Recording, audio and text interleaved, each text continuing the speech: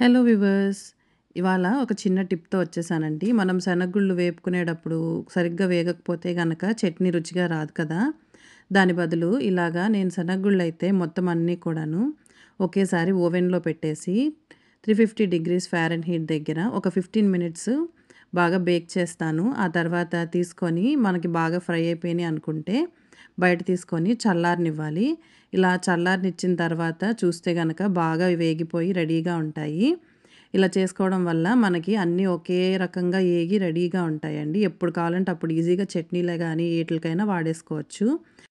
ఇప్పుడైతే మనం ఇంకొక టిప్ చూద్దాము. కోడిగుడ్లు ఉడకపెట్టినయి ఉంటాయి కదండీ!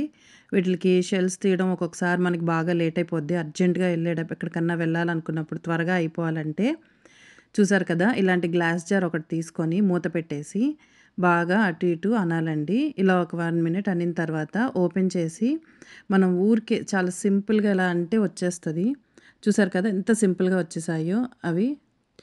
అంతేకాదు ఇంకొక రకంగా గూడా చూపిస్తాను. సో, ఇలాగా మనం బాగా ఉడికిపోయిన తర్వాత జస్ట్ అలా చేత్తో పైపైన అలా అన్నామంటే మొత్తం అన్నిటికి కూడా క్రాక్స్ వచ్చేసి ఇలా ఈజీగా సింపుల్‌గా ఊడొచ్చేస్తదండి ఎగ్ షెల్ అయితే. చూసారా? రెండో రకం. ఇంకొకసారి ఇంకొకటి చూపిస్తాను. ఇలా మొత్తం అంతా ట్యాప్ చేసేసుకొని మొత్తం అంతా క్రాక్స్ వచ్చేసాక ఈజీగా షెల్ అంతా ఊడిపోతదండి. అంతే ఇవాల్టికి వీడియో. బాయ్.